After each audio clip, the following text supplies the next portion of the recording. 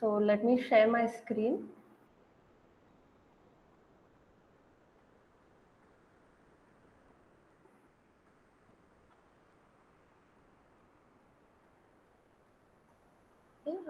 In case you all are following along, I don't know how many of you are following along, but you can just get ready.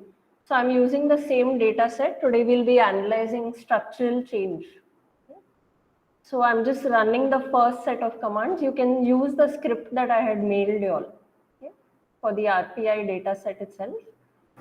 I'm just loading all the libraries so you all can get ready if you want to actually follow along with me. So after loading the libraries, I'm just importing the data set.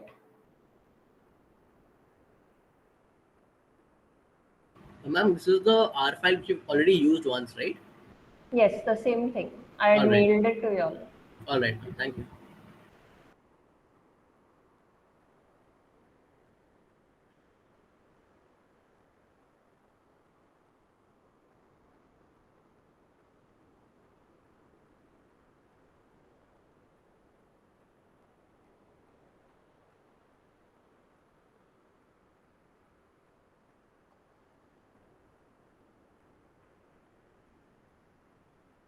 Okay, so after importing the data, I'm just declaring that my data is time series. I'm not going to plot it since we've already done all those things. Then I'm just computing the returns, omitting the missing variable, okay, and then declaring that the returns are time series again. Okay. So I'm just doing that bit, and then I'll quickly use the seasonal adjustment procedure. I'm adjusting using X13. Okay. Then I'm not plotting the data. Okay. I'm straight away going to extract the seasonally adjusted component. You can just follow the comments here. I'd already put in the comments, so you'll be able to do it on your own. Okay. And then I'm just going to create the trained data set that we used for modeling. Okay. After that, I'm skipping all the unit root tests. I'm going straight to mod 4. Okay, this was because most of the tests assumed that the time series was stationary or declared the time series to be stationary. I'm going to use this itself for all the further work that we'll be doing today. So I'm just using mod 4. I'm not going to look at the summary or do the diagnostic checks since we've already done that. Okay.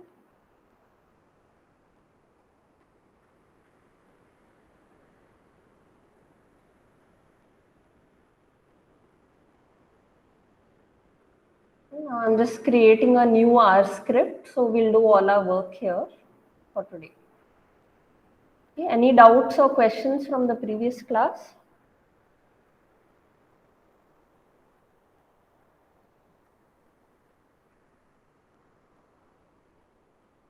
Any doubts or questions? Okay, so in the previous class, we were discussing structural change. I hope you all are able to see my screen. If you're not able to see it, just let me know. Ma'am, we can see your screen. Can, right? Can, yes. Okay, fine. So in the previous class, we were discussing structural change and we discussed Perron's work specifically. Okay? And we discussed the Zivot-Andrews unit root test in that context. So this test was developed in 1992 and it built on Perron's work.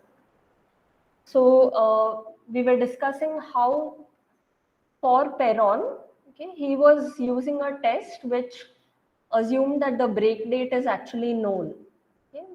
So in order to endogenously determine the break date, instead of using a known break date, it is possible that we don't know exactly when the structural break occurred. So we might want to allow the data itself to tell us when exactly the structural break has taken place. So Zivot-Andrews came up with a test to solve this problem. So the null hypothesis of their test was that the time series has a unit root without any structural break. And the alternative hypothesis is that the time series is trend stationary but with a structural break, which means that we are actually looking at a stationary time series but there is a break in the trend. So after the break in the trend occurs, okay, there'll be a shift in the trend or maybe the level of the series, but after that, the time series will again follow a mean reverting path. It will be stationary around this new trend line. Okay. So just to give you an example, I was just thinking about this earlier today. So if you look at the recent rains in Uttarakhand, right? Okay. I think one particular day or for a couple of days, we found that all of a sudden there was extremely heavy rainfall. Okay, and it's supposed to be the heaviest rainfall in 124 years or something like that. So if you look at this, it's just a guess, but it might be some sort of a break in the trend. Okay, so we might, if you analyze the rainfall, how much rainfall has occurred in Uttarakhand itself over the years. So you might find that instead of a unit root process or a process basically not reverting to its mean, instead of that, we might just be observing a break in the trend. And after that incident where there was heavy rainfall for one day or a couple of days, you'll find that the rainfall pattern is maybe going to return back to this new trend line. Okay, or it's going to become a mean reverting process once again after a small break in the trend. So this could be one such example that I could think of. So in our case, since we are using this return series, which is the returns on residential property prices. Okay, since we are using that, we'll continue with that, and first we'll use the Zivot-Andrews unit root test and check if our time series is a unit root process without a structural break, or is it a trend stationary break, trend stationary time series that is showing a structural break. Okay. Now, this test can be conducted using the package URCA that we've used earlier. So you'll have to use that package. Okay. And since I've already loaded it, okay, it was part of the commands here, so I've already loaded it, so I need not load it again. So now let's use the Zivot-Andrews unit root test and check if train, okay, is showing a structural break or not, or is it a unit root process.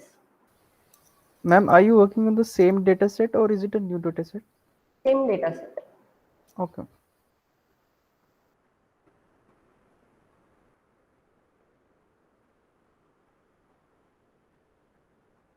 Yeah, I'm just typing in the comment so that, sorry, this is not car, this is URCA. Okay.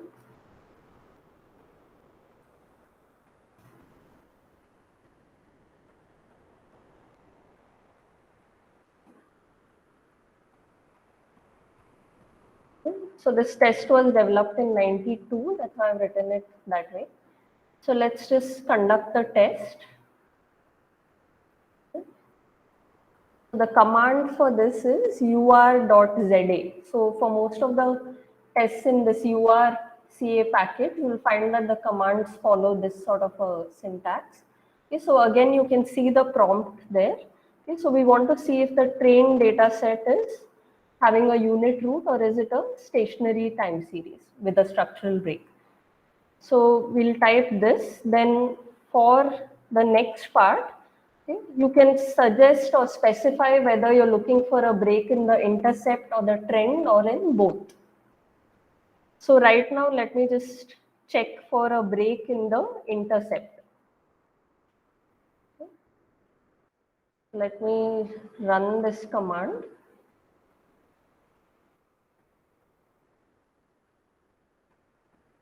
It's just given me the value of the test statistic. Okay, so just let's see if you can get more details here.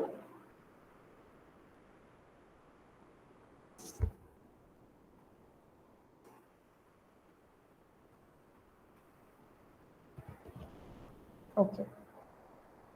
So now if you look at the results, I don't know how many of you are doing it along with me.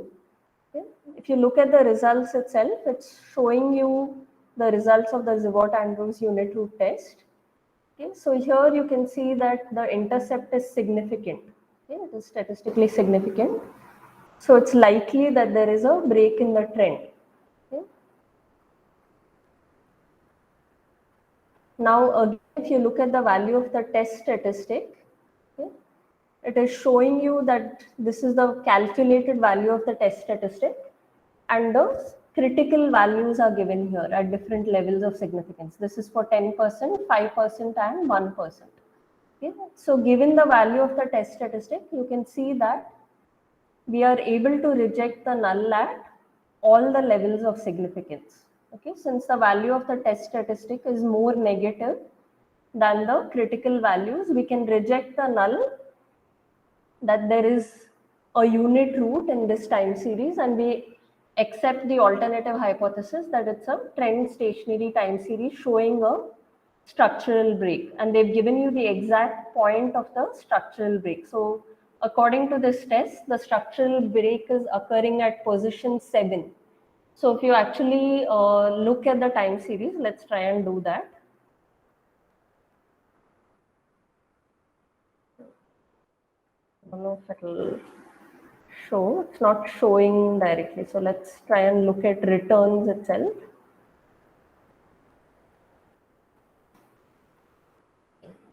So since train is a subset of the returns data itself, just ignore the fact that it's still calling it RPI. We can look at position 7, okay? Or if you want the date exactly, in this it will be position 8, okay? Since we lost one observation while calculating the returns, it will be at position 8 and not at position 7. So it's telling us that there is a structural break in the fourth quarter of 2010. Okay, I hope you all have been able to follow why exactly I've chosen the 8th observation.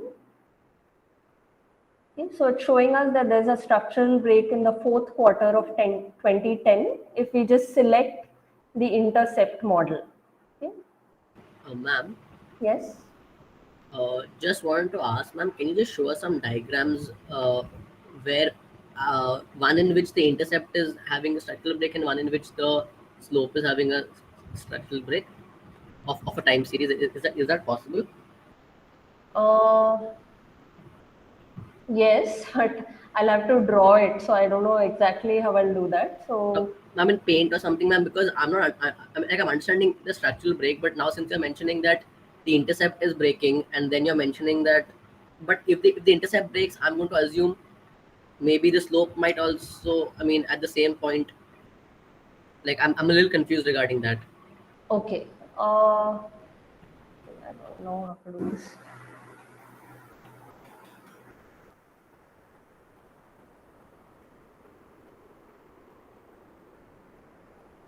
I've never used this before, right? So it will be a bit of an experiment. Ma'am, you can share a paint screen also if you want, like a paint, like a paint in your laptop if you have.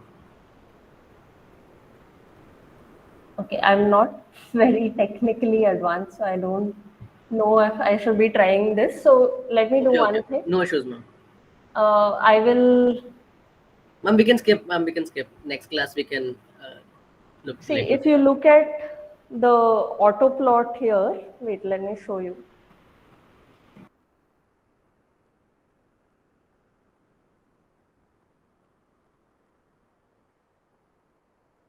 Okay, so if I just show you this, if I run this command. So if you look at this, you can see that there's a break in the intercept, right? The slope remains the same. Okay?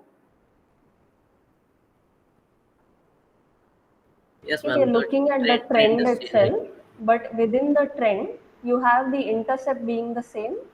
Okay? Sorry, the slope being the same, only the intercept has changed. All right.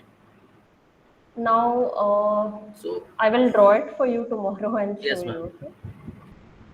I'm sorry. I'll by the next class I'll try and figure out how to do these things so that Yes, ma'am. I Yes, can actually draw while taking the class.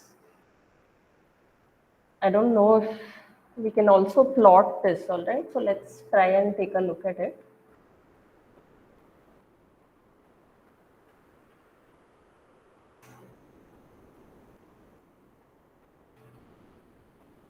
Okay, so here it's showing you the exact point of the structural break. Okay? It'll All just right. show So up a if plot of, this if is the the actual time series.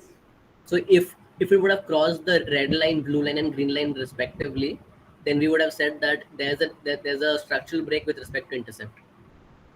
Yeah, see, if you look at it, the red line corresponds to the 1% significance level or the confidence interval which has been created using the 99% confidence interval. Okay, so this is 95%, this will be 97.5%. That's how you'll interpret those lines there. All right, ma'am. Thank you. Yeah, now it makes more sense. Now, let's see this. Okay, so if we are looking for a break in the trend itself instead,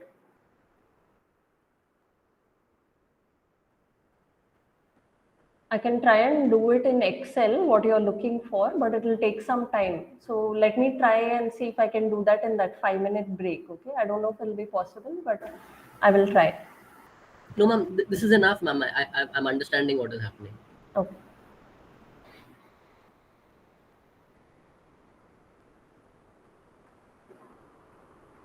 Okay, so let's run another regression. Okay, let's conduct a test this time looking for a break in the trend. So we're looking for a break in the slope basically here.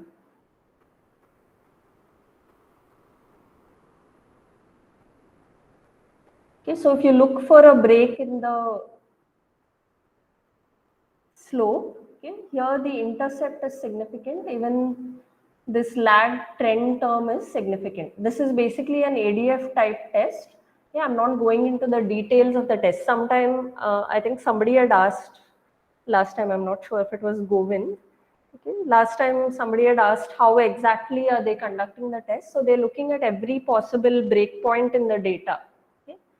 So generally when this is done, they make sure that they trim the time series in such a way that there are a minimum of at least maybe 15% of observations before the structural break and after the structural break. Okay? So they'll keep looking for a break. Maybe they'll take the first 15 observations or something like that. Okay? If you have 100 observations, they'll take the first 15 observations and look for the break after that 15th observation. Okay? Now, similarly, they'll make sure that they do not look for a break after the 85th observation.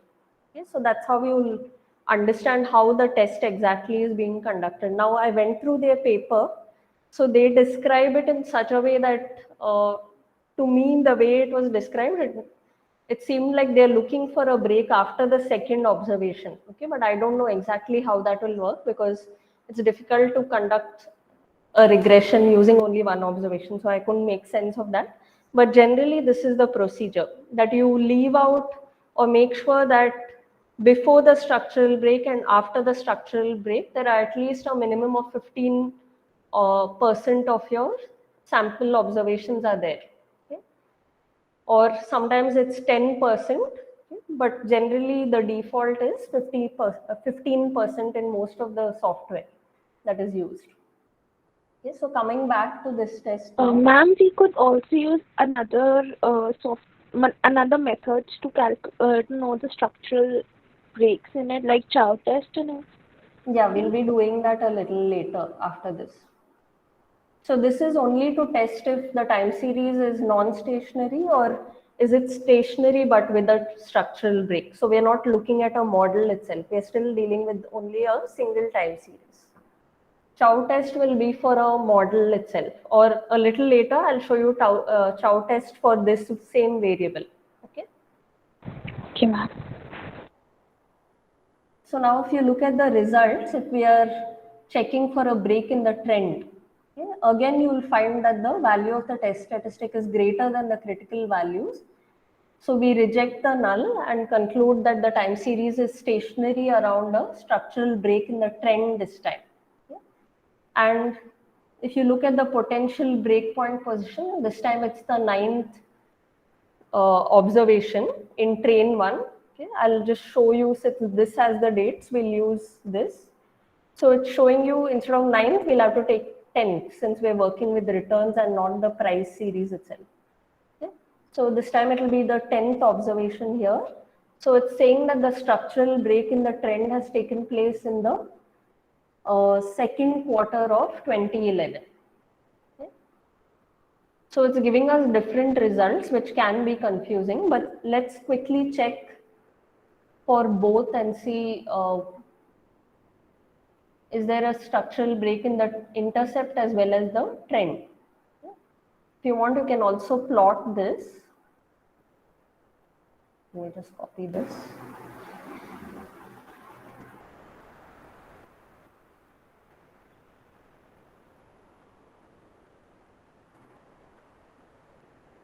So this time it's showing you that the break is taking place here.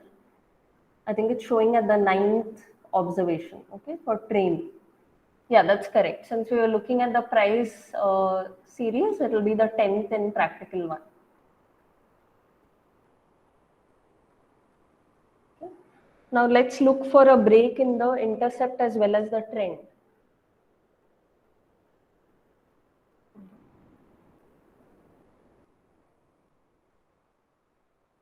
Okay. So to specify that you're looking for a break in the intercept as well as the trend, you can just put both here.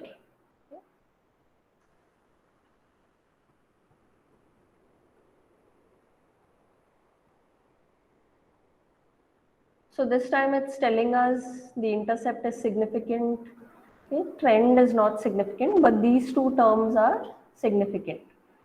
So here, if you look at it, the value of the test statistic is minus 8.09. Again, it's greater than all the critical values. So again, we're rejecting the null and concluding that the time series is stationary around a break in the intercept as well as the trend this time. Okay, and what is the potential breakpoint position? It's the 15th observation in the return series. So here it will be the 16th. Let's just quickly check. Sorry, I skipped it, I think. Yeah, 16th. So it's telling us that there's a break at the fourth quarter of 2012 here. Okay. So now which of these do we actually believe is true? Okay, we can't be very sure, but there seems to be a structural break in this time series. Okay, that's one thing we can conclude, and that the time series is not non-stationary, or it does not have a unit root. That's the unanimous conclusion from all these tests that we've conducted so far. Okay, so this was conducting the Zivot-Andrews unit root test. Now let's look at the Chow test itself. Since you all were interested, if you want, you can also plot this.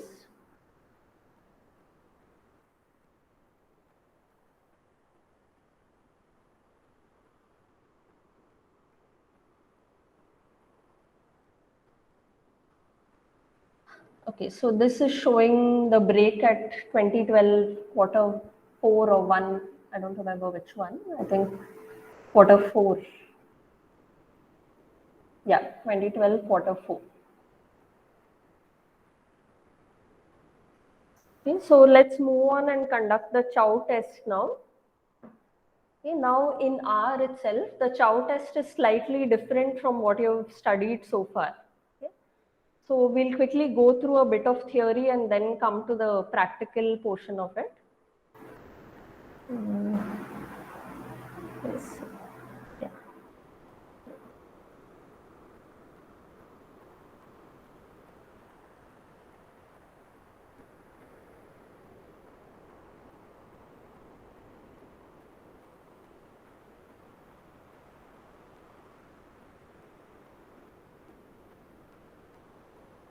In this we discussed in the previous class, so let's come to the Chow test.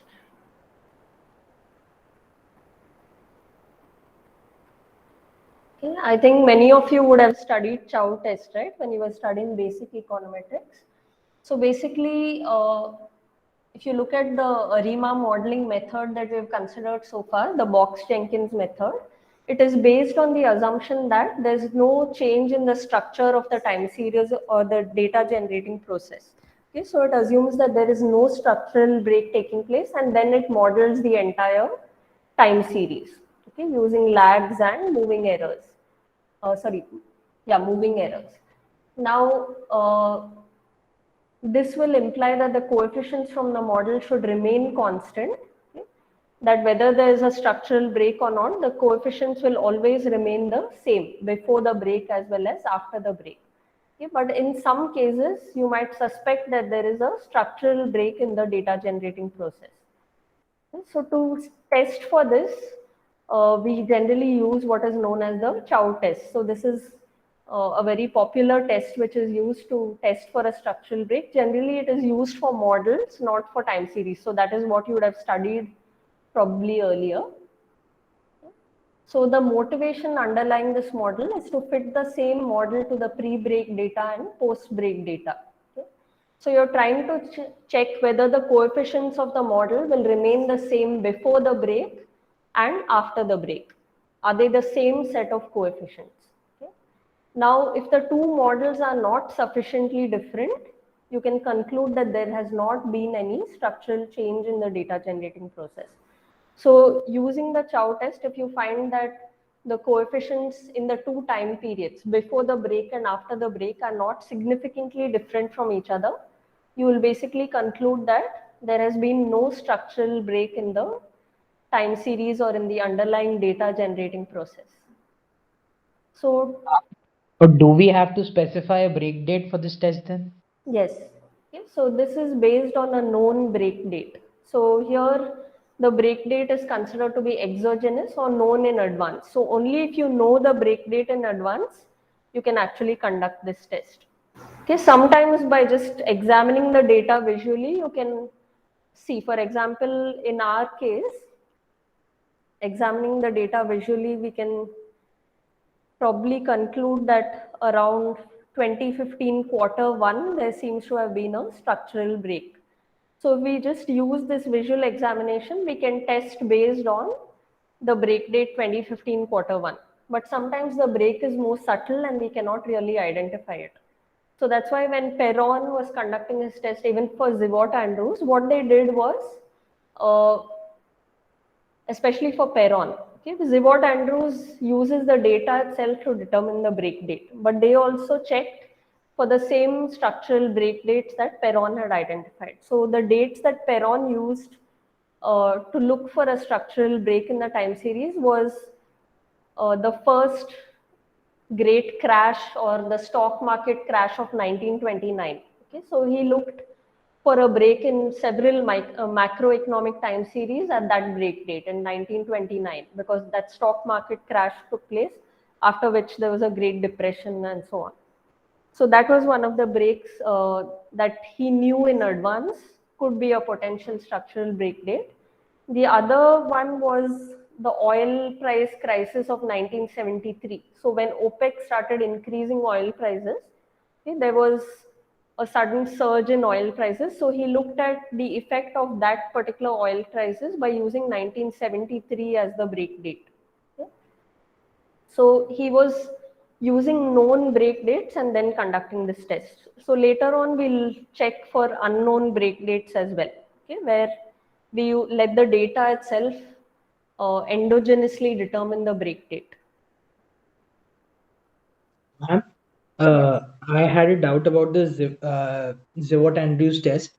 Yes. So, ma'am, I was trying it on my database, like on my data set, my time series for unemployment. And if we use the test for the detrended data Hmm. with seasonal adjustment, then it's showing me that there is a break in the intercept.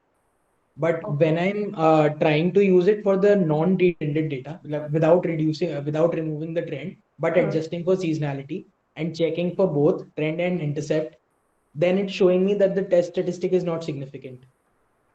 So is there a break or not? See, you're using it on two different. The basic time series is the same, but one you said is detrended. The other one is what? Ma'am, the first series is both detrended and has seasonal Seasonal. adjustment. Okay. And the Yeah. second series is just has seasonal adjustment. It does not, it is not detrended. So in the second series, I'm using both, and the first one I used intercept. Okay. So what you can do is in the second series, you can use, I think, instead of both, you've detrended it, right? Not the second series, man. The first series was detrended, so I only used intercept. The second series still has the trend component. So I Okay, tried okay, using trend and both. And in okay. both the cases, in trend and by using both of the time, the test statistic is insignificant. So there's no structural break, you're telling me. Yeah, when I'm using the non-detrended data. But when I'm using the detrended data, there is a structural break in the intercept. Okay. So So, like, does my series have a unit root, or is it just a stationary series with a break in the intercept? you're saying in both cases, you're not able to reject the null. Yes, ma'am. Like, so there are three cases, right? And so first is intercept, trend, and then both. Both, So yes. when I'm using intercept on detrended data, then Hmm. I'm able to reject the null very strongly. Okay. But when I'm using trend and both on the non-detrended data, Hmm. then the test statistic is insignificant. Okay, so that means that there is a unit root or the time series is non-stationary. But then, ma'am, when I'm using the detrended data, it is showing me a break in the intercept. Okay, so you're confused why exactly. Yeah, because when we are using both, then it should show me like it. For example, there might not be a break in the trend, but there is a break in the intercept, right? Because we can see that break from the ZA test in the detrended data, but we are not able to detect it without removing the trend. So why is that happening? Why can't the structural break be detected without removing the thread when we are testing for both intercept and slope? Mm, see, your one thing is you detrended the data to make it stationary, right? Yes, ma'am. But it was still not stationary. So I tried the test, and the detrended data shows that there is a break in the intercept. But Okay. trying to find the when I'm running the same test on non-retended data, it is showing there is no break. Mm, okay, so your detrended data is non-stationary and it has a break in the intercept. Yes, ma'am. And your non-detrended data is Sti- non-stationary. yes, ma'am. Okay. So Ma'am, one shouldn't we apply thing, the test after making the data stationary, or is that where see, the one thing is,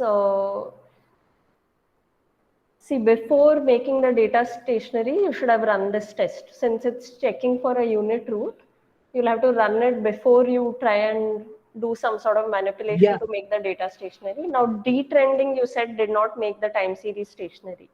So it No, means you ma'am, it need to didn't. difference it, okay, not detrend it. Ma'am, I've tried first differencing also. Even that didn't make a difference. Did you try second differencing the data? Yes, ma'am. First differencing and second differencing. After second What happened? differencing, I didn't nothing, ma'am. Doesn't make a difference. Try a third difference. What is the frequency of your data? Monthly data, ma'am. Monthly data from CMI. Yes, ma'am. Uh, what is the time period you have used? 2016 to March of 2021. Okay. So Mm, there should be clear structural breaks. For example, this is showing a structural break in the intercept in the 51st period, which makes sense because that's around the time COVID hit, I think. okay.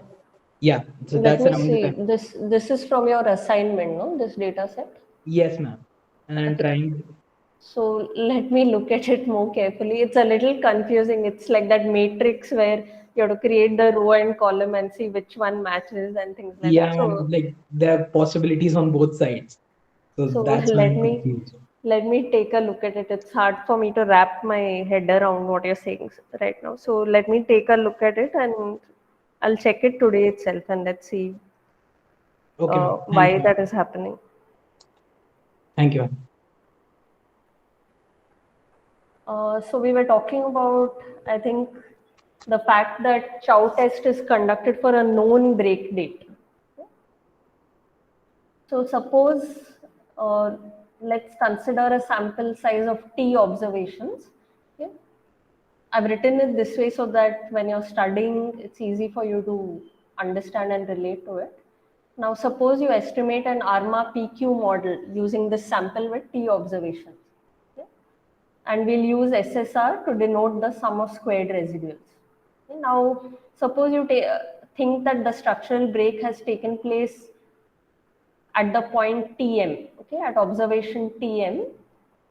So now what you need to do is divide the sample into two subsamples. Okay, so one sample will contain observations running from 1 to Tm. Okay? The remaining, the second sample will consist of observations coming after Tm. Tm is the exact date at which the structural break has taken place that you know in advance. Okay? So the first sample will have Tm observations, the second sample will have T minus Tm observations. Okay? Now use each subsample to estimate two models. Okay? We'll be using the same model basically for the two subsamples. So this is an ARMA PQ model. Okay? So you have P autoregressive terms and Q moving average terms. Now after this, we need to conduct an F test, okay, using this data. So we've conducted this regression on these two subsamples. So we've estimated two models. Now after this, take the entire T observations and run a single regression for all those T observations. Again, it will be an ARMA PQ model, but this time for all the T observations. Okay, you're not dividing the data into subsamples.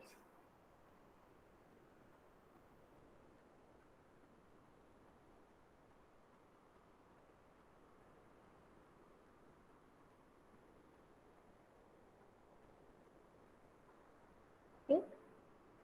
So let the sum of squared residuals from the first model, which has observations up to Tm, be denoted by SSR1.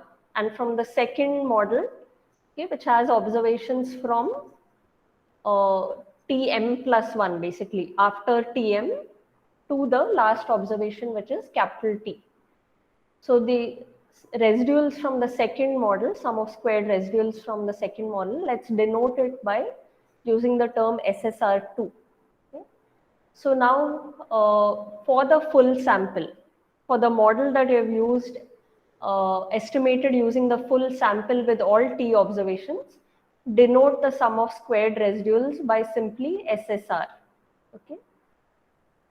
So now the null hypothesis of the Chow test is that all the coefficients are equal. Okay? That's the coefficient from the first model is equal to the coefficient from the second model. For example, the intercept is the same. The first autoregressive coefficient is the same. Okay? The pth autoregressive coefficient is the same and so on. So you're assuming that all the coefficients are the same in both subsamples. Okay? That's the null. And the alternative will be that the coefficients are not equal or they are not the same. So the null is basically saying that there is no structural break, and the alternative is saying that there is a structural break at the time that you have identified exogenously. Now let's use the F test and form this F statistic. So here you'll be taking the sum of squared residuals from the model you estimated using the full sample. Okay? Then this is the sum of squared residuals from the first model, sum of squared residuals from the second model, okay, using the subsamples, these two. Now n here is the number of parameters you have estimated. Okay? So n will be equal to p plus q plus 1 if an intercept is included. If there's no intercept, then you will simply omit 1 and the number of parameters will be equal to p plus q. Okay? So in all three models, basically, they have the same number of parameters.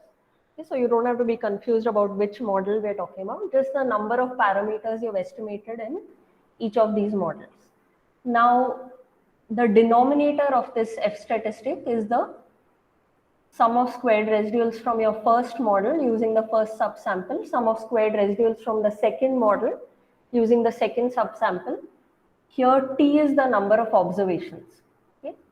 And you have minus 2n here because you're estimating n parameters or coefficients in each model. And since you're estimating two models, you're assuming there's one structural break. So you've estimated two models, one for each subsample. Okay, so basically there are 2n coefficients, okay, for these two subsamples. So because of this, in the denominator here, you will have t minus 2n. So this will give you the numerator degrees of freedom. This will give you the denominator degrees of freedom. Okay. Now, you will reject the null hypothesis of no structural break if the value of the test statistic is greater than the critical value from the F distribution.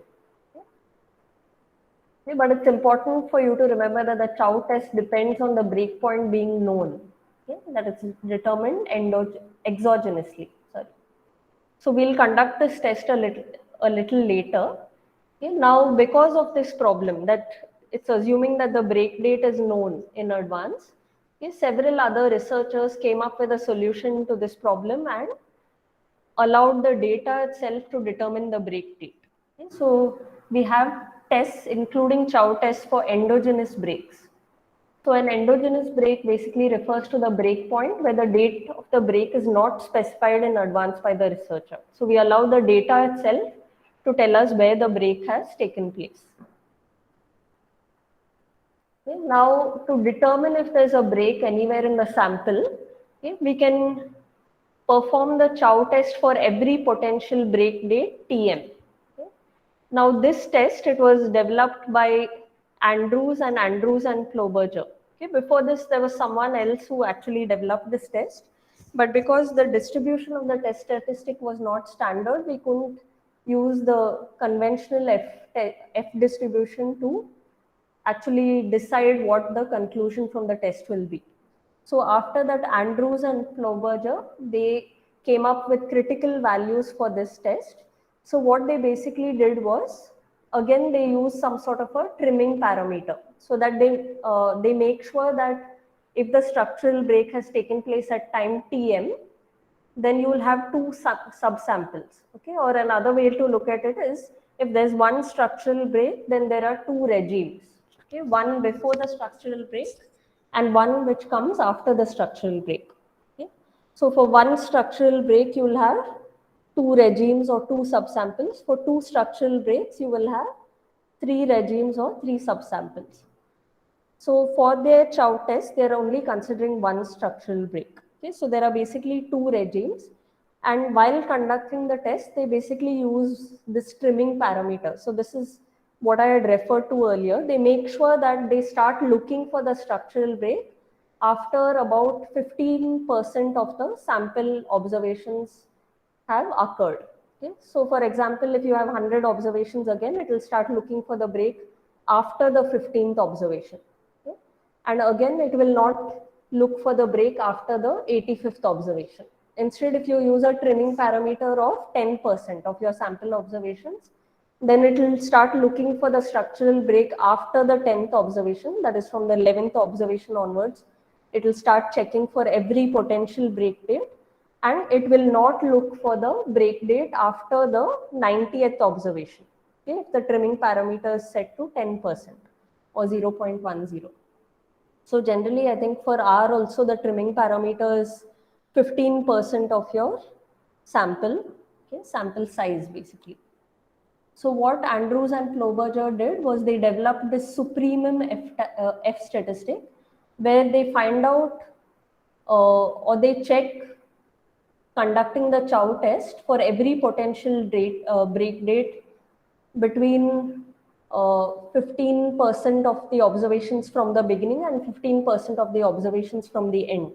Okay, so they use these middle observations, 85% of the observations, and then look for the potential break date.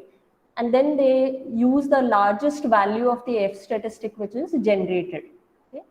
So that will give you a good idea of what is the break date if there is any structural break which has occurred. So out of all the potential break dates, whichever date is giving you the largest value of the F statistic, that will be chosen as the date of the structural break. Okay? So this test is called the supremum F statistic, or it's in R it's referred to as the sup F or sup F test. Okay? Then also in R there are two other tests which are available. Let me just show you here. Okay, so this is the largest value of the F statistic. So again, it is excluding the first 15 observations. If you have 100 observations, or first 15% of the observations, again the last 15% of the observations are excluded. So it's looking for the break date between these dates. Okay, so this is one test which is available to us. Then apart from that, if you look for again every potential break date and then take the average of the F statistics which are generated, okay, then you get the average F test which is created. Then you can also use the exponential F test which uses this formula. Okay. So these are three tests which are available in R. You can see the formulas here, but the basic logic is the same, that they are looking for every possible break date in your sample and then determining when the break has actually taken place. Okay. So let's try and run this first. I hope you all are following me so far.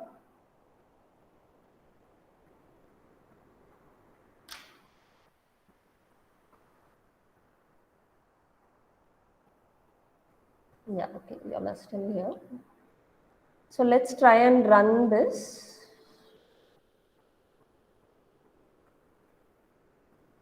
We're doing it for the time series itself. Okay, we're not using any model right now. Later on, we'll use a model. So let's just call this test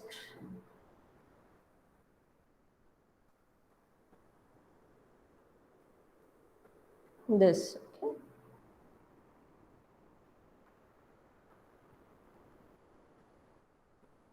So since we want to check the time series itself for a structural break, you'll simply regress it on a constant. Okay. Now, if you want to tell R exactly where you want it to start looking for the break date, you can specify this way. Okay.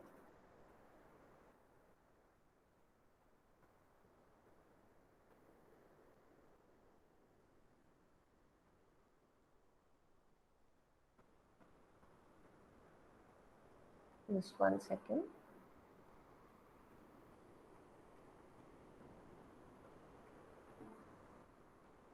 Sorry, I forgot to load the package. Okay, so this is why this is happening. So let's load the packages first, which are necessary to conduct these tests. Okay.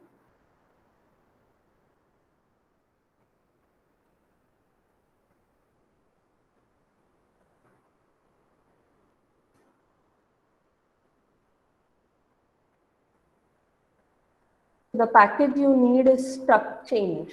Okay, so you might have to install all these packages in order to run these tests. You can just see if you don't have these packages already, you can install these packages and then run the test.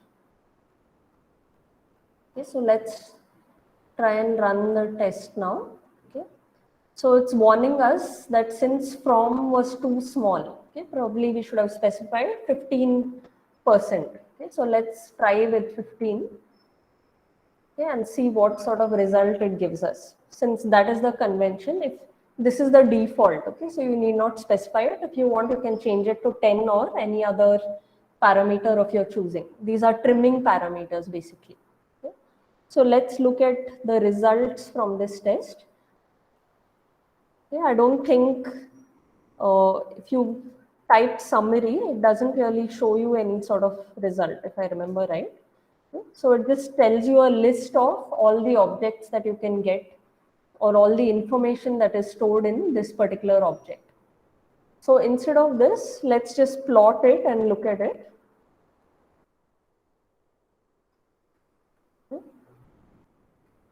So when you plot this, you will see that this is the confidence interval for the test statistic. Okay. Now you can see that you've plotted the F statistic itself, okay, and it is crossing this confidence interval or the boundary which is created. This is the 5% confidence, 95% confidence interval or the 5% level of significance. So your F statistic is statistically significant at the 5% level and it is crossing this confidence interval. Okay. Now where exactly has the break taken place? Okay. We can also plot this in the graph using this command.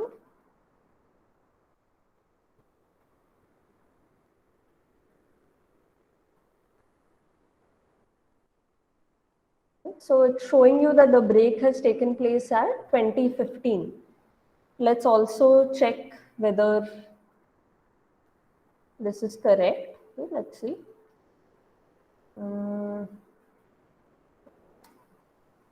Okay, so the break point is at observation 24 in your trained data set. So here it will be at observation 25.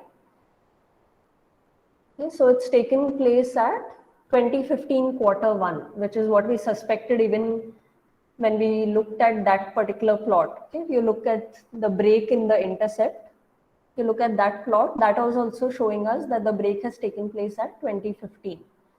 So even this chow test is showing us the same result.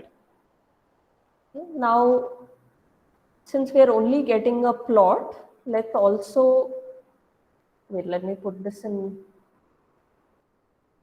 this. Okay. Let's also formally conduct the chow test. Okay. So the command for this is SC test. Okay.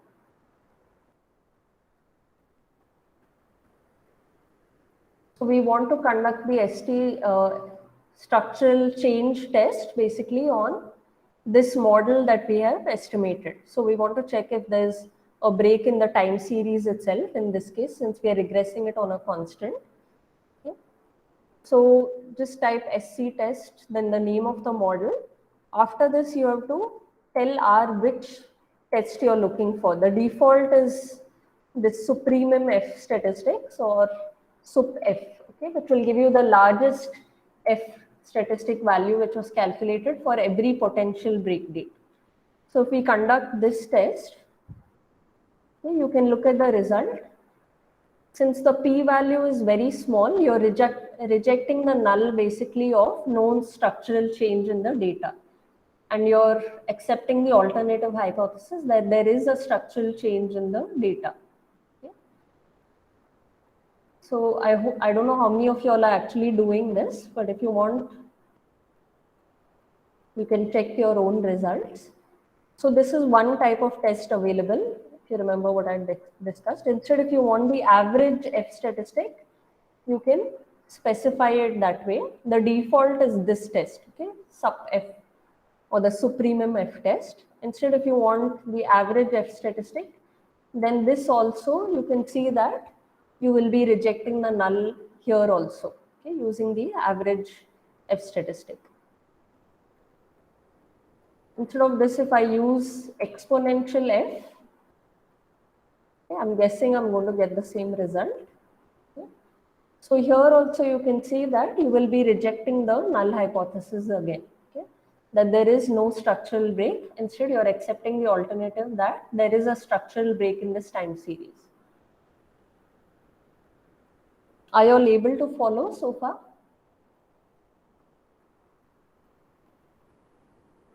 Yes, ma'am. Okay.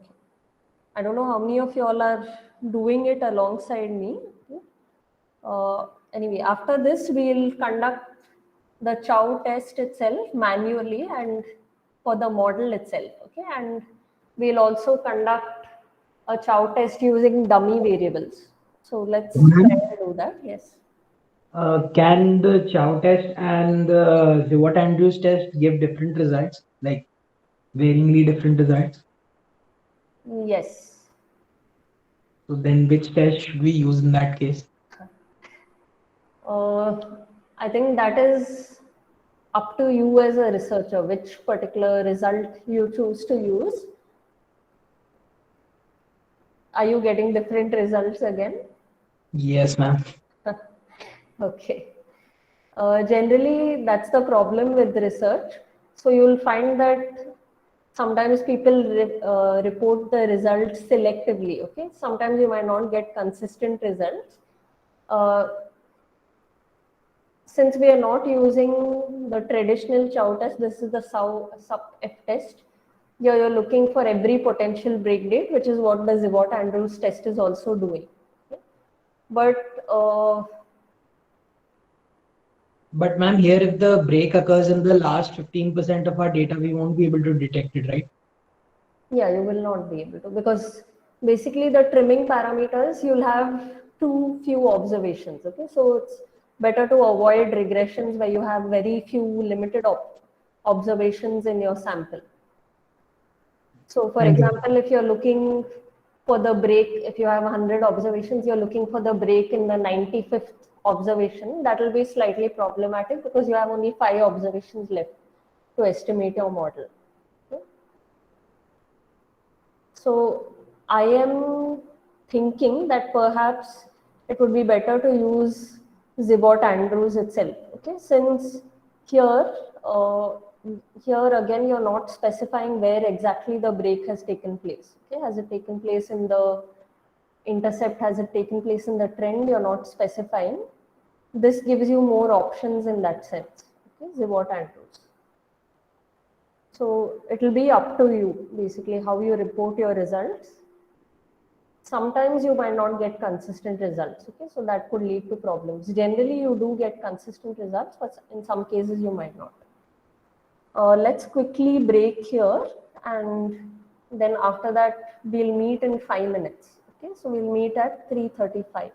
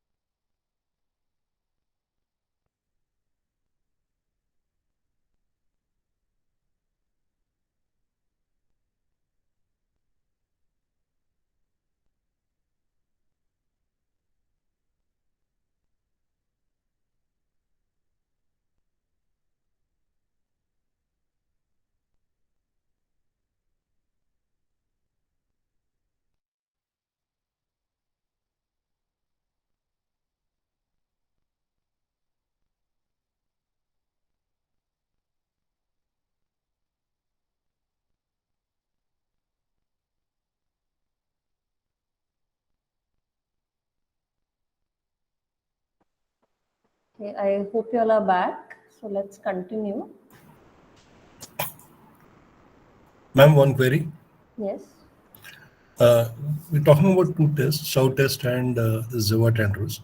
And the purpose of these two tests is slightly different, is it not? Though both are addressing the structural break issue. Yes. Zewart Andrews is testing the null of a unit root with no structural breaks, and Chow test is testing whether there's a structural break or no structural break. So a straight comparison is not really accurate, is it? Uh, yes, but if you want to find out whether there is a structural break, then in that case you might want to use both. So one Right. thing that we can do is, since whatever models we are fitting, it's good that you asked this question because I'm thinking a little more about it now. Since whatever models we are estimating, it needs to be, the variables need to be stationary so that we can avoid a spurious regression. So once we are estimating the model itself, then this question arises of whether there is a structural break or not. But I think the reason that he asked was we are testing the time series itself to see if there's a structural break in the time series. So here we are not really determining whether it's stationary or non-stationary. So I think in that context he was asking the question. So if you're checking for a single time series, then perhaps a comparison can be made. But yes, you're right that the objective of the two tests is slightly different.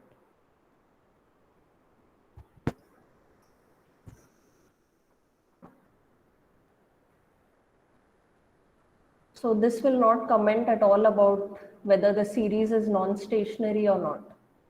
So it will only tell us whether there is a structural break. Okay, so let's conduct this Chow test now for a model.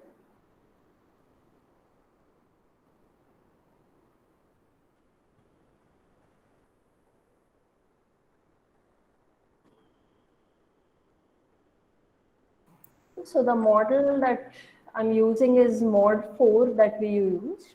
Okay, that was the best fitting model when we did ARIMA modeling. So this is ARIMA 101. Okay, so I'm using this model itself. So if you look at it, it has one autoregressive term. We are assuming that the time series is stationary here. Or we are modeling a stationary time series, not the first difference. And there's one moving average term. So 101. So now if I want to do the Chow test for this model, first I need to create this data. Okay? If I directly input the model itself using ARIMA, it didn't work for me. That's why I'm manually creating the data and then I'll fit the model again. Okay? So let's see. Data 1, I want to bind these columns together. Okay, so the columns that I want to bind are the train data set, since our dependent variable here was stationary. So we are using train 1 as it is. Then we'll take the first lag of train 1. Okay. Since we have one autoregressive term, okay, in the regressor, so we are taking the first lag of train 1, and then we are taking the first lag of the residuals also. Since there's one moving average term, again I'm going to take the first lag of the residuals. So from mod 4, I'm going to extract the residuals, okay, and take their first lag.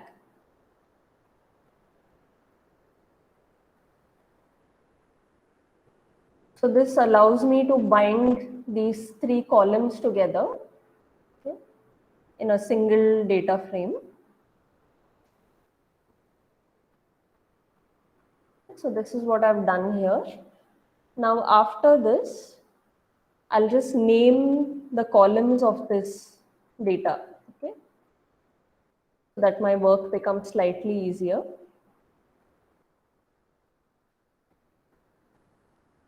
Okay, so I'm just going to call train 1 Y, Okay, I'll call the first lag as L1Y so that I understand it's the first lag of train 1. For the residual, I'm just going to call it L1E, okay, for the error term. So this is how I'm naming my columns. Now after this, let me just run the chow test using this data. Okay. So for this purpose, again, I have to use a similar set of commands. So let me just call this T1, okay, this test. So here again, I'll use the same command fstats, then give the formula. So I'm going to specify which model I want to estimate. Okay, so the model that I want to estimate is Y, or train 1 regressed on its first lag and on the moving average term. Okay, so L1E. So that's my model. Then what is the data from which I'm getting all these columns or all this data on each of these variables? It is from data 1 here. Okay. Let me just run this command. Okay. So now once I've run this command, let me plot this. So this again is conducting the chow test itself. So here you can see that for our ARIMA model, there seems to be no structural change. Okay, since the F statistic is within these bounds, it hasn't crossed that confidence interval. So there seems to be no structural change here based on the model itself. Here we are using the ARIMA model, not the univariate time series. Okay. Now, after this, again, you can plot some additional information. Let's look for a breakpoint if there is any. Okay. What was the potential breakpoint? Okay. Since it has not actually identified a breakpoint, let's see if it will still plot anything for us. Okay.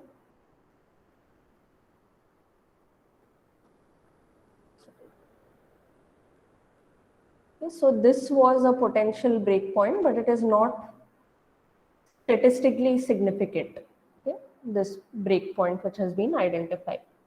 Now, after this, I can also do some other things using this same information or the same model. Okay, so for this, let me just conduct the SC test. Okay. So this is basically conducting the chow test, and the default is the sup f. Okay, so you will get that test statistic if I run this command. Okay. So here you can see that you're not able to reject the null. So you're not able to reject the null of no structural change here. Okay, so there seems to be no structural change in our model itself. That's what this test result is telling us. Now, let us specify one of the other types of tests which is available. Okay. Instead of sup f, let's check if this gives us a different result. Okay. So here you can see that you're rejecting the null at the 1% significance level and 5% level, but not at the 10% level of significance. Okay. So this result is slightly different.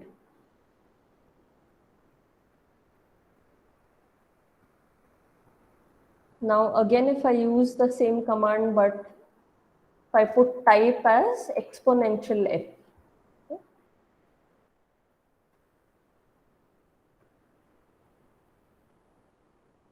Then you can see this is the result I'm getting. Again, we are not able to reject the null of no structural change. Okay, so there seems to be no structural change in our model, which is evident. So after this, let's try and maybe manually conduct the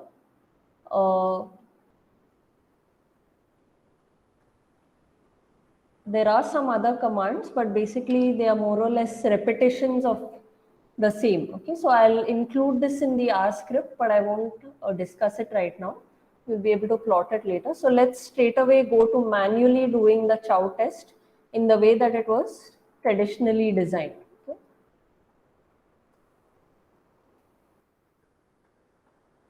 So here, to do the chow test manually, I'm going to manually divide my data into two subsamples. Now, because I suspect that the structural change has taken place at 2015 quarter 1. Okay? So in my data, I'm going to assume that the break took place at that date itself. Okay?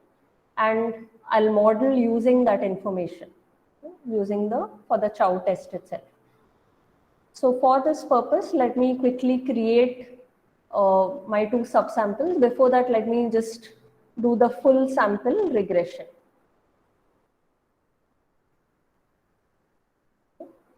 So for the full sample regression, I'll just put the same formula which is here. Okay.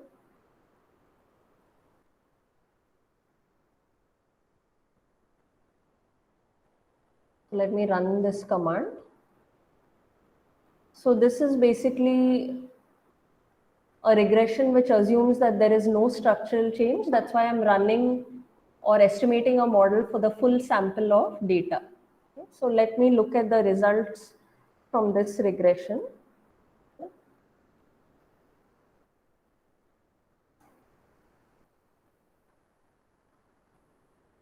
So you can see that these two coefficients are significant, intercept is not significant. Here you're able to see it because of these asterisks. Okay, so that will show you which level of significance exactly is specified. Now the other information that is there is the R square and adjusted R square. Then the F statistic, that the null for this F statistic is that a model with only the intercept is suitable. So here, looking at the p-value, you can see that you're able to reject that null hypothesis. Okay. So a model should include these other regressors. Okay. The model with the regressors is better than a model with simply the intercept. That is what this F statistic is for. Now after this, let me create the two subsamples of my data, okay, so that I can actually conduct the chow test. So let me call one subsample.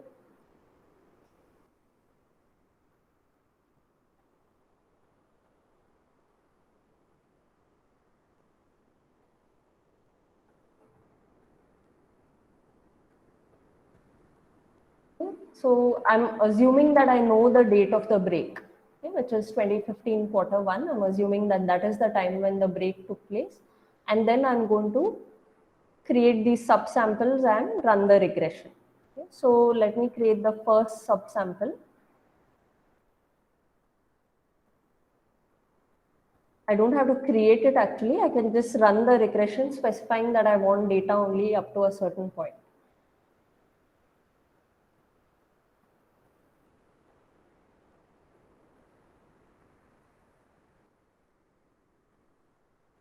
So this is the regression. I want data from data 1, but I'm specifying that I'm looking at a certain window of data. Okay. So for this, I will end at, since I'm assuming that the break took place here, let me end it here. Okay. 2015 quarter 1. So let me run this regression. Let's see if it works.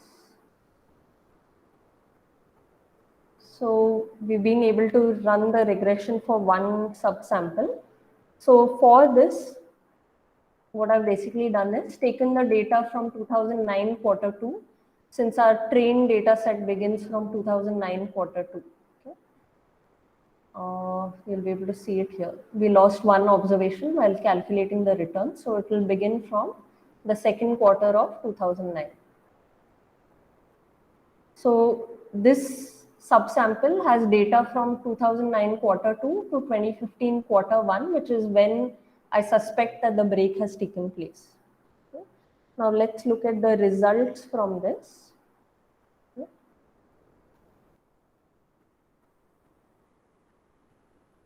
Here you can see the intercept. None of the coefficients are significant. Okay. Compare it to here. Okay. The intercept is different. Even the other parameters, you can see the coefficient values are different. But is it a statistically significant difference? We don't know yet. Okay. We need to conduct further tests to determine that. Now let me run the regression for the second subsample. Okay. I'm just copying from here so that it's a little faster. So this time,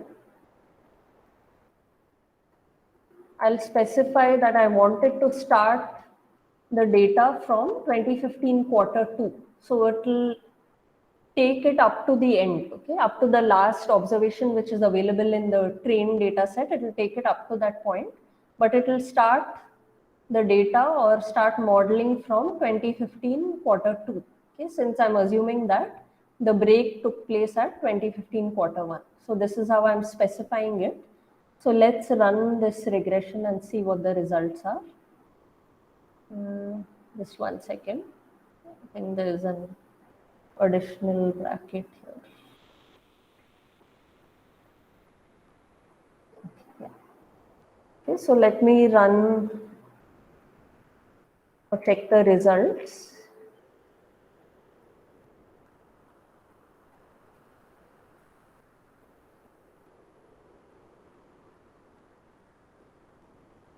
So again, none of the coefficients are significant. You can see the intercept estimate is different. Even these coefficients are different, but we don't know whether there's a statistically significant difference. Okay? And again, this also, since all our coefficients are insignificant, basically the F statistic is telling us here that a model with the intercept will probably perform better than a model with these regressors. Okay, one problem might be that we have very few observations here. Okay. So let me just manually conduct the chow test now. To do this, what we need is the sum of squared errors. Okay, so remember how we constructed the F statistic. I think it's in the previous page. So we'll have to do this and actually create this F statistic. Okay, so let's extract the sum of squared residuals from the full sample model and from the two subsample models. So let's do that.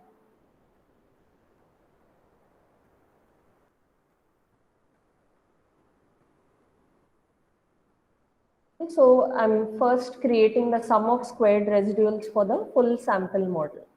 Okay, now I had called this model full sample. So let me just tell R that I want the sum of squared residuals from this model which was estimated. So this part inside the brackets, it basically creates the square of the residuals, and this whole thing tells R that I want the sum of the squared residuals. So let me run this command. Okay, so I've got the sum of squared residuals from the full sample. Okay, after this, let me get the sum of squared residuals for these two samples. Okay.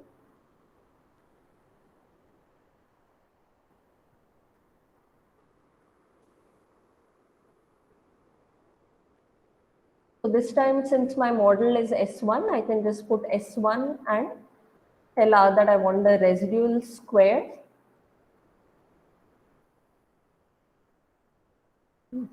Yeah. And then underscore S2 this time.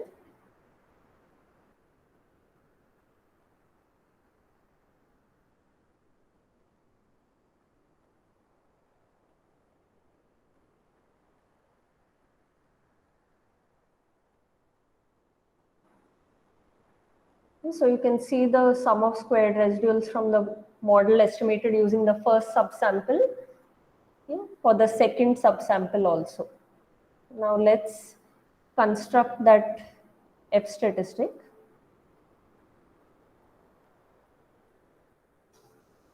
So I'm just calling it F statistic for the chow test so that I understand what it is.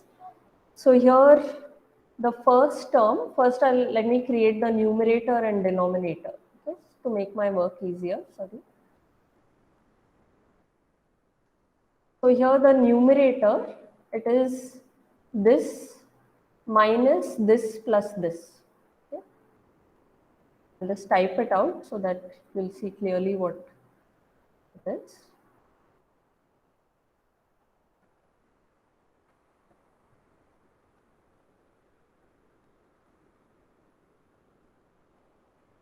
So this is my numerator, and I want to divide it by basically the number of parameters. Okay, so remember how many parameters were there in our model. Since our model has the intercept, you can check here, our model also has an intercept. So in all the models, basically there are three parameters. You have this first autoregressive coefficient, then this moving average coefficient, and one intercept. So there are three parameters. So I'll divide this by 3. So that gives me the numerator of the F statistic. Let me just run this. Now to find the denominator, just copying this to make my work easier.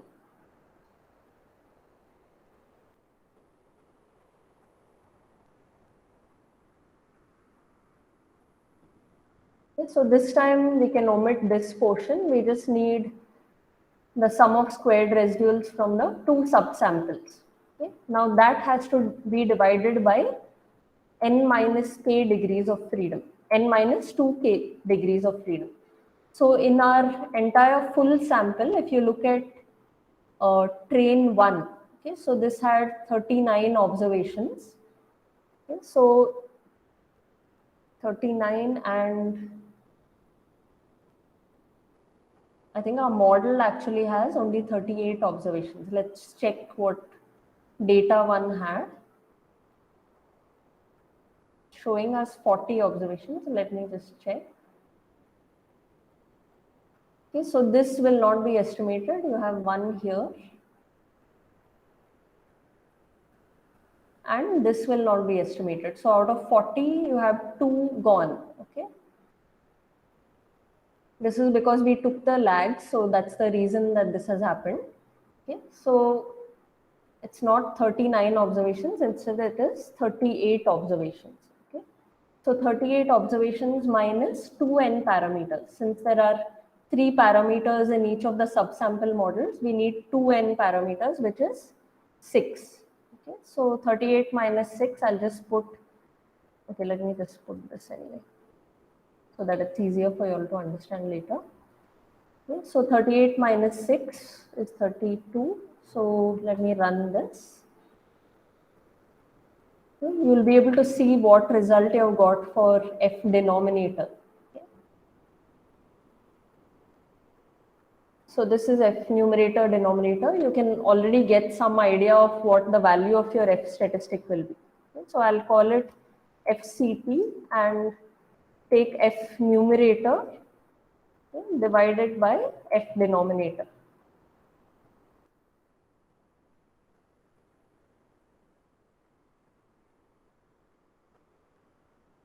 Okay, so the value of this test statistic is 3.38, approximately 3.39. Now, how do I know? Since I'm doing it manually, I don't know, or there's no ready critical value available for me to check with. So what I can do is simply go to the F distribution table. Okay.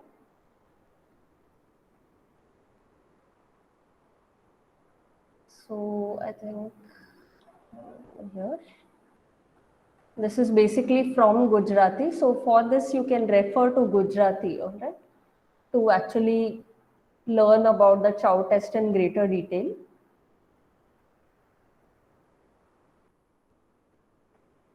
So if I look at the F distribution, this is the F distribution. Remember that we have 3 degrees of freedom in the numerator and 32 degrees of freedom in the denominator. Okay. This is the numerator degrees of freedom, denominator degrees of freedom. So using that information, let me find it here in the table. This is the F distribution, right?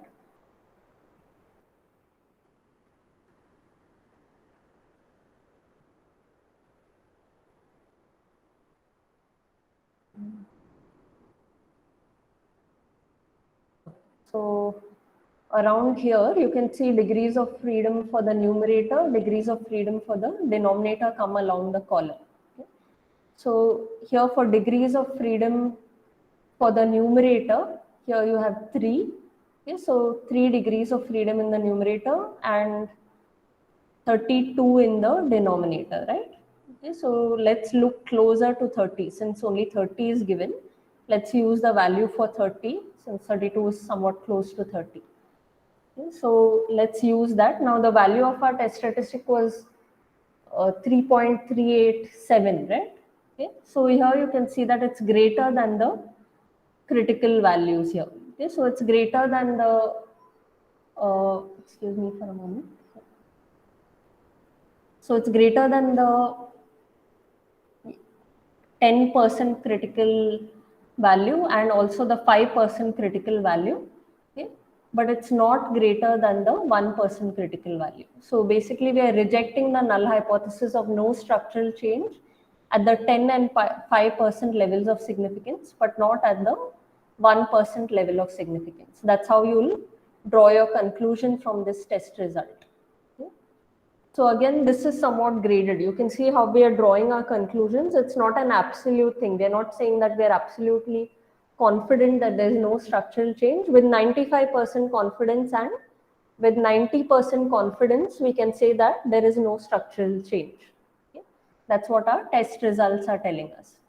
So this is the conclusion that we draw from these test results. Let me just write it.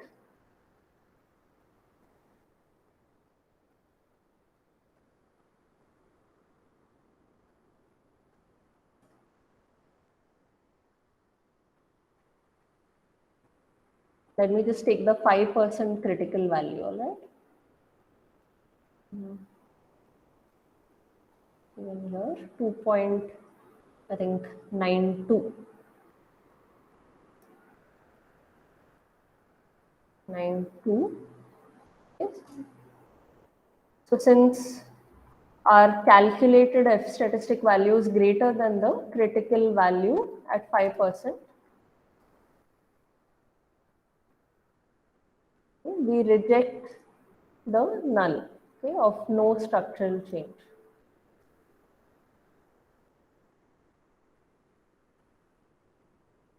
That is the conclusion that we draw from this particular test. Any questions or doubts so far? Are you all following? Because otherwise I'm just blabbering away. Ma'am, can you explain the hypothesis once more, the null and the alternate? Yeah, so the null hypothesis is that there is no structural change, or that basically the coefficients from the two subsample models are the same as the full sample model. Okay. So if you look at this, they are the same set of coefficients. Okay. In the full sample, these are, for example, if this is A1 and let's call this alpha 1, beta 1. Okay. So we're saying that alpha 1 and beta 1 are the coefficients from the full sample model. Now our null is that for these two subsamples, alpha 1, yeah, I'll call it alpha 1, 1, referring to the first subsample. So alpha 1, 1 is equal to alpha 1, 2.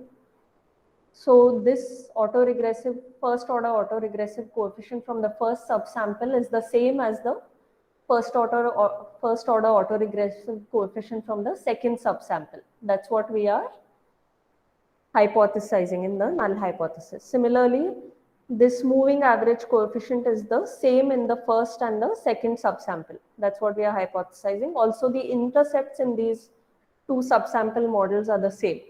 Okay, so if the null is true, if these two coefficients are the same, then it will simply make sense to run the full sample regression. So there's no real utility or value that we get from dividing our data into the two subsamples. Instead, if they are different, for example, if you reject the null, it will mean that the two sets of coefficients are different. So there will be some value to actually dividing your data around the structural break and dividing it into two subsamples, running separate regressions. So that's what we are doing while testing the null. Is that clear? Yes, ma'am. Thank you. Basically, the idea is that if you look at, where is that? This photo, if you look at this, if the two coefficients in these two subsamples are the same, then the sum of these two will be very, very close to SSR for the full subsample. Okay? So your F statistic will actually be very small, it will be close to 0. So very small values of the F statistic will be evidence in favor of the null hypothesis. Large values of the F statistic will indicate that there's a significant difference between these models and that you should reject the null. Okay, that's the basic idea behind it. Now, a problem with this, although we have rejected the null and it's telling us when we're doing this test manually, it's telling us that we are rejecting the null of no structural change at the 5 and 10% levels. But when we are doing this, we are not sure where exactly the break has taken place. Okay? Has it taken place in the intercept? Which one of the coefficients is different? Since we're drawing the conclusion from our test here that the coefficients in the two subsamples are different.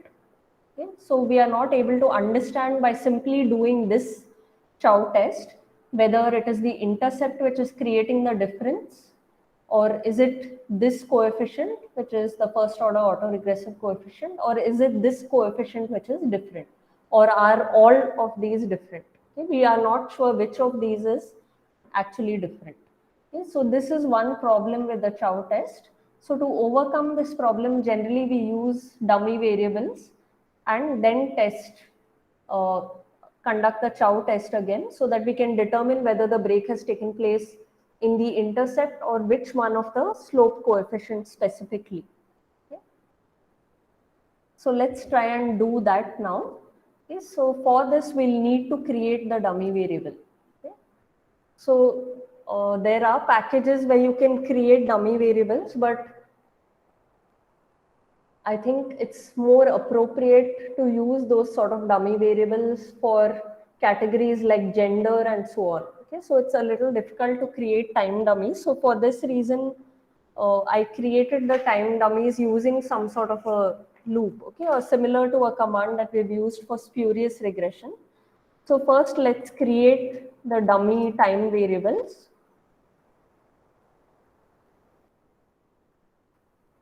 And after that, let's run the regression and the Chow test. Okay, conduct the Chow test.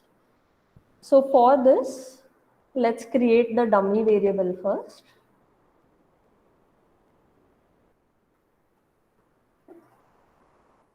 Now you just have to create one dummy variable. Okay, and you want to specify that it's a time dummy that you're trying to create. So for this, first, just use a command that we've used before, 0 and in our case, since data 1 has 40 observations as of now, okay, I'm not considering the fact that some of them are missing observations. So first, let me just create 40 dummy variables. Okay. Now after this, I will specify that the frequency is 4. Okay. So I want quarterly dummy variables to be created. That's what I'm specifying here when I'm running this command. So here you can see that a time series has been created, and you basically have a series of zeros. Okay, 40 zeros have basically been created, but they're organized in the form of quarterly data. So you can see this here. This is what we've done. Okay. Now after this, since you don't want to simply stop here, we need to create ones also, right? So a dummy variable is a binary, so it will assume the value of 0 in certain periods and 1 in certain other periods. So we'll try and create that. Okay. So let's specify that for t in, okay, let's say 25 to 40. Let's just see whether it's correct.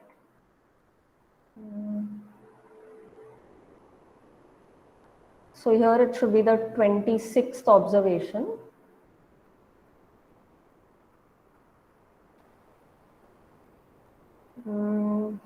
Yeah. Okay, so let me specify, since the break is, I'm suspecting that it has occurred over here. So let me specify instead of 25, let me take 26.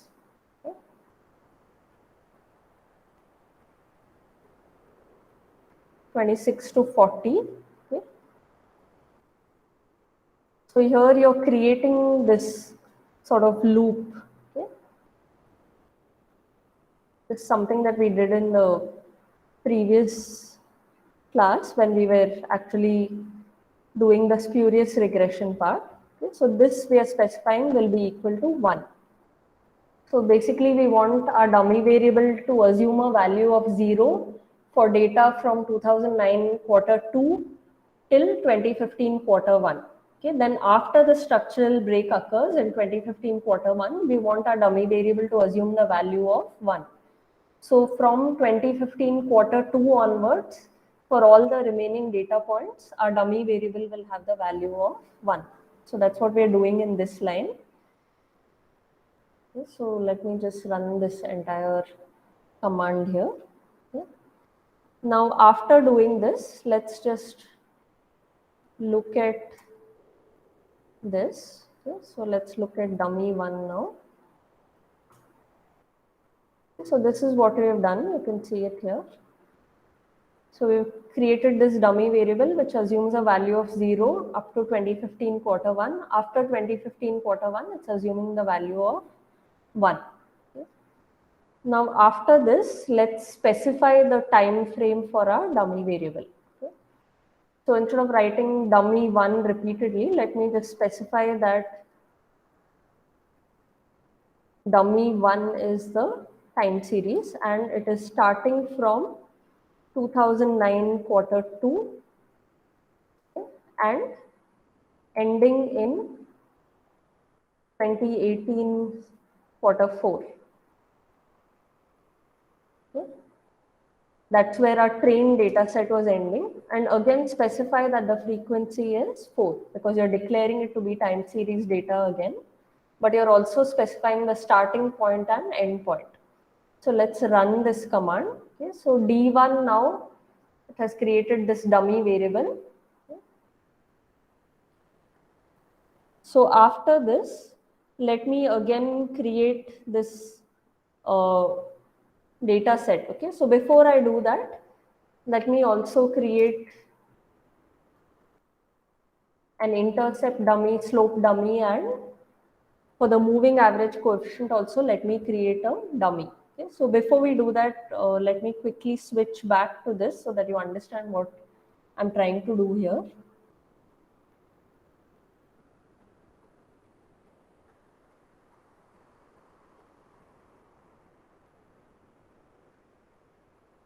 Okay, so if you want to conduct the chow test using dummy variables, okay, you can conduct it this way. So this is simply the intercept. Then you have a dummy variable which is multiplied with a new interceptor. Okay. Then this is your regressor. Okay, so in our model, our regressors are the first lag of train 1 and the moving average term. Okay, so the first lag of the error term, those are our regressors. So we'll have some additional slope terms here. Okay. But basically in this example, which is again from Gujarati, you can see that here this will be the slope coefficient and this is again a dummy variable multiplied with the regressor. Okay. So here we are creating an interaction effect here. Okay. Now dt, which is our dummy variable, it assumes a value of 0 for all the time points which come before the structural break and at the structural break. Okay. So for observations from T1 to Tm, which is when the structural break occurred, our dummy variable will assume the value of 0. Then it will assume the value of 1 for all observations which come after the structural break date.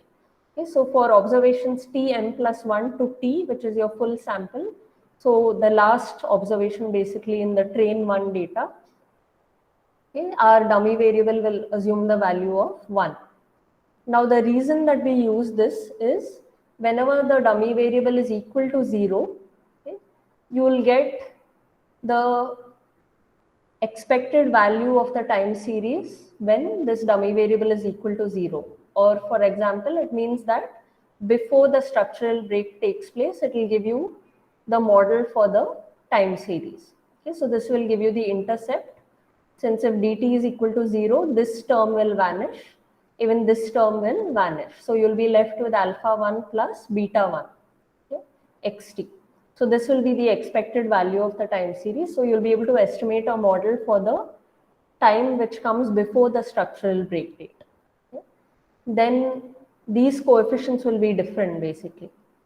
Then for observations where dt is equal to 1, there since this value 1 is coming into the picture, so the expected value of the time series will be equal to alpha 1 plus alpha 2. That will be the intercept, not simply alpha 1. And the slope will be beta 1 plus beta 2, okay, into xt, which is your regressor. So alpha 2 is referred to as the differential intercept term.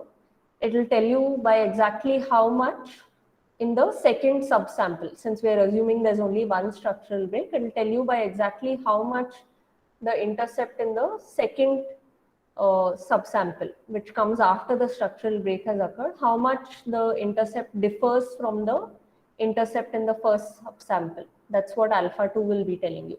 Similarly, beta 2 will be telling you by how much the slope differs in the second subsample compared to the model from the first subsample. Okay? But here the advantage is that we simply have to run one regression. Okay? Now, check if alpha 2 and beta 2 are statistically significant. So basically the coefficients which are attached to the dummy variables, if they are statistically significant, using the t-test statistics, you will find that it means there is a significant difference in the intercept or the slope after the structural break has occurred. Okay? If they are not statistically significant, it means there is no significant difference before the structural break and after the structural break in the intercept and the slope. Now for the F test, okay, to check if the restricted regression is appropriate or is the unrestricted regression appropriate. Okay? When I'm saying restricted regression, it means a regression where alpha 2 is equal to 0, even beta 2 is equal to 0, which means that we can simply run one regression for the entire sample without any dummy variables by assuming that there is no structural break. So is that sort of model appropriate, or is a model where we are taking into account the fact that there is a structural break, is that sort of a model appropriate? Okay, so we can test for this which of these restrictions, which of these regressions is appropriate. Is it the restricted regression or the unrestricted regression where these two coefficients will not be equal to 0? Okay, which of these regressions is appropriate? We can test that using the F test. Okay, so we'll construct the F test statistic this way by taking the residual sum of squares from the restricted regression, subtracting the unrestricted residual sum of squares from that. Then M will be the number of restrictions. Okay? In this model, there are basically two restrictions. Okay? We are restricting alpha 2 to be equal to 0 and beta 2 to be equal to 0 in the null. If you look at the null, you will be able to understand what are the restrictions. So there are two restrictions here. So M will give you the number of restrictions. Then here, if you look at RSS unrestricted, this is the sum of squared residuals from the unrestricted model. So from that full model which was given above with the dummy variables. Okay? Then N minus K will give you the degrees of freedom in the denominator, or in other words, it will give you the number of parameters in the unrestricted regression. Okay? So in this model, if you look at it, there are 4 parameters. Okay? So here it will be N minus 4 for K. So this is how we'll calculate the F statistic, and this F statistic will follow the F distribution with M and N minus K degrees of freedom in the numerator and denominator respectively. So we can check this using the F distribution table, or if we are able to conduct the test directly in R, then we'll be able to get the critical values directly. Okay? So now let's again just simplify this a bit. So since I want to create those slope dummies as well, what I'll do is create a variable D2, okay, to create that interaction effect where basically I'm multiplying the dummy variable with one of the regressors. Okay, so I want to create this interaction term to see if any of the slope coefficients are significantly different. basically I want to see if my AR1 coefficient is significantly different or the moving average term is significantly different. So in order to do that, I'll just take D1, multiply it with the lag of train 1. Okay. So I'll just create this variable. I'll run the commands together. Okay.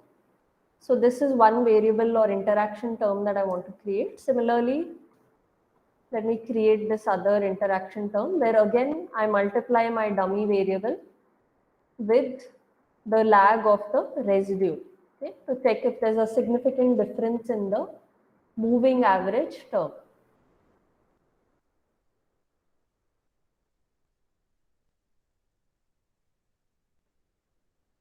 So let me run these two commands together. Okay, let's look at D2 and D3 so that we know what exactly we are doing. Okay, so you can see that up to 2015 quarter 1, they are all assuming the value of 0 since our dummy variable is specified that way. Then after 2015 quarter 1, it's simply equal to the value of the first lag of train 1. Okay. Now similarly for D3, you will get similar sort of results. Okay. So this shows what D3 looks like. So here we have created these interaction terms using the dummy variables. Okay. Now let's test or conduct the chow test itself. So for this, again, let me create a separate data set. Okay. Now in this, what I'll do is bind all these columns together. Okay. So I want to bind train 1, then the first lag of train 1.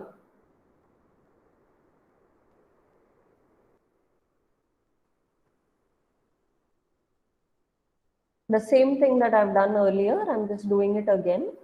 So these three variables are the same basically, but now I want to add my dummy variables also. So I'm adding D1, D2 and D3 here. Okay. So let me run this command. So I've created this data set. It's telling me it has 40 observations and there are basically 6 variables here. Okay. Now after this, if you look here, you'll understand why I'm saying this. Okay. Now after this, let me just specify that I want to omit certain variables. Okay. So before that, let me just create the column names for data 2 so that it's a little easier.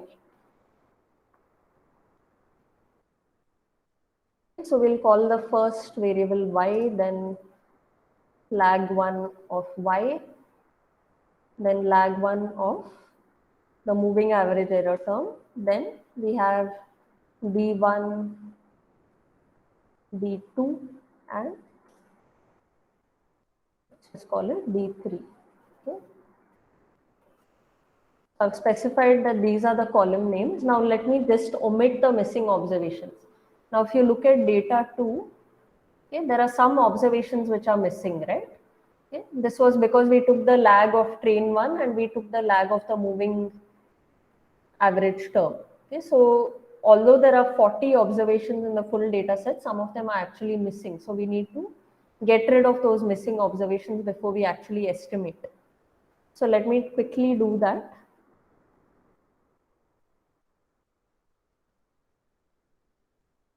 So here, let me omit the missing observations from data 2. Okay, so this is what I've done. Now after that, let me run the chow test using dummy variables. Okay, so the formula or the command is similar. I want to regress y, which is basically train 1 on an intercept, then d1. Okay, since d1 will be my differential intercept, let me try this once. Oh wait, let me copy this here instead of running this here.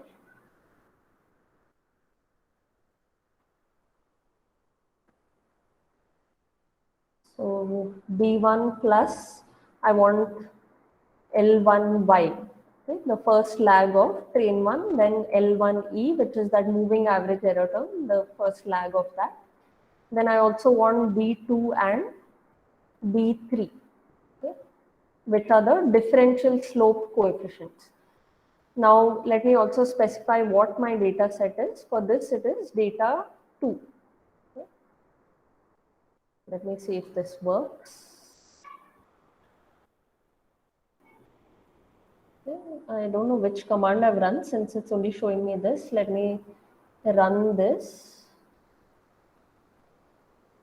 Okay, there seems to be some issue here. Let me try and fix this.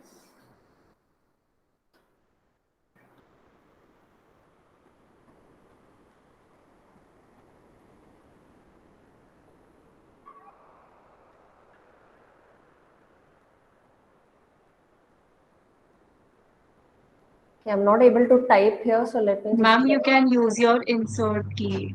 The cursor will then change. Let me see. Yeah. Okay, thank you. Okay, so there's a problem here because of this. Let me try again. No, it's not running the full thing. So I had this problem earlier when I was practicing. So let me just specify that I'm looking for only these observations. Let's see if this works. Okay, for some reason it's not running the command right now. Let me omit this and see.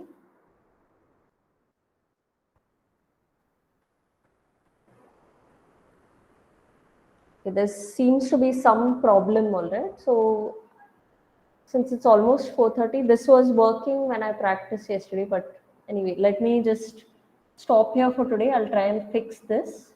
But we'll continue from this point in tomorrow's class. Okay. Any doubts or questions so far based on what we've done? Ma'am, can Yes. you explain the degrees of freedom for the manual chow test that we did? Yes. We found the F statistic numerator and denominator above, right? Yeah. Yeah, so how? 1 second. Okay, so for this, let me just see here. What was this one? Okay, so for the numerator, for the previous thing that we've done, okay, for n, you're basically taking the number of parameters in the model, okay, which has been estimated. Now, what you'll notice is in the entire thing, even in our case, all the three models had the same number of parameters. So you don't have to worry exactly which one you're referring to. For example, here, okay, so in our case, we had an intercept. Okay? We don't have to specify it, it's given. So the intercept is there. Then you have one parameter here or one coefficient here, one coefficient here. So totally three coefficients. Similarly, for the subsample also, you have three coefficients, intercept plus 1 plus 2. Okay? In both the subsamples. So in the numerator degrees of freedom, we are simply taking the number of parameters. So that's why while specifying it, since there were three parameters in all the models, I've specified 3 here. Okay? If there's no intercept, then it will become 2. If you look at the results, there was an intercept. Now for the denominator, what you will do is take the number of observations. Okay? So our data set here had 38 observations. So remember that we were using, wait, let me specify here, it is data 1. Okay, we were using this data set data 1. Now if you look at data 1 here, it's telling you there are 40 observations, but I know because I've taken lags that there are some missing observations. So this actually will not be run. Okay, this observation will be lost when it's actually estimating the model. Similarly, this observation, since this is not there, this will also not be run. So basically there are 40 minus 2, 38 observations. Okay. So that's why I took 38 over there. Once you take lags, generally you lose out some observations. So that's why I've taken 38, which is basically the number of observations based on which you have estimated your model. Okay? The full sample model, okay? Take it that way. If it's not the full sample model, if you even add the observations in your first subsample, you call it N1. So N1 plus N2, number of observations in the second subsample, you'll get the number of observations in the full sample itself. So that will again be 38. So that's how I got 38. Then here it is 2n. Since in both the samples, subsample models, you basically had 3 coefficients. Okay, so for denominator degrees of freedom, you'll be taking t minus 2n. So in both subsamples, you had an intercept, then the coefficient attached to lag 1 of y, coefficient attached to the moving average term. So there were 3 coefficients. So in So each 38 minus 6. yeah, that's how you got 6 there.